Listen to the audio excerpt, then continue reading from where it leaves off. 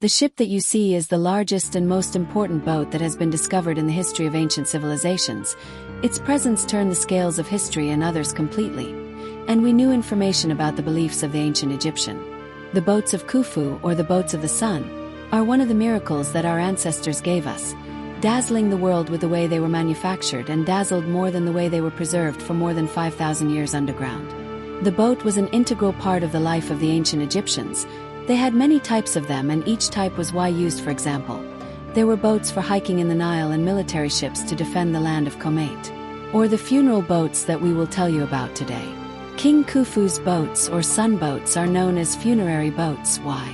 Because it was where the king's body was placed after his death and moved from his earthly residence to his burial place on a 7-day trip in the Nile River until he reached the city of Abydos, which was one of the most sacred places in the ancient Egyptian faith, because it was the center of worship of the god Osier, the god of the other world, and the guardian of eternal life.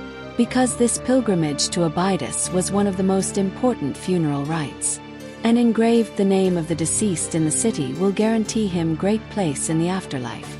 It is said that the word Kaaba is adapted from the rituals of Hajj among the ancient Egyptians before until the revelation of the Islamic religion to the Prophet Muhammad, peace and blessings be upon him. Because the word consort in hieroglyphic writing means was, and we go to its meaning ba. And the pilgrimage of the deceased Kuran to the place of the spirit of the god Azer was a ritual known as Kapa. Our knowledge of Khufu's boats began in 1954, where 2 carved pits were discovered in the rock south of the Pyramid of Khufu. The length of each hole reaches more than 30 m and their depth is 3.5 m.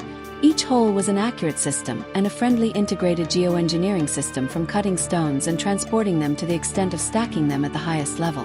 This is in addition to the presence of a thick layer of gypsum covering the stones because fill the cracks. The gaps do not allow anything to encroach on them, which was indicative of the importance of the place. And how did the ancient Egyptian want to hide it and preserve what is inside him? The surprise appears and they discover the atmosphere of the first pit, parts of a complex of cedar wood that came from Lebanon, parts disassembled, neatly arranged, and placed on top of each other in a system in 13. The total number of main parts is 651 parts, divided into 12 24 wooden pieces. They include ropes to assemble the boat and 10 oars.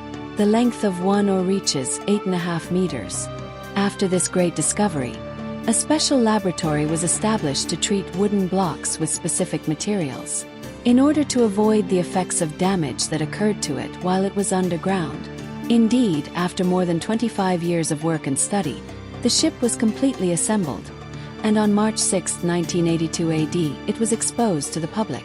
It can be considered that reassembling and restoring the ship was one of the difficult and impossible tasks for the Egyptian Antiquities Authority. Because the length of the boat reaches 43 meters, 5 meters in width, and 6 meters in height, it is all assembled without a single nail, in the manner of the lover and the beloved. Despite this great discovery, there are countless secrets that we will learn about later.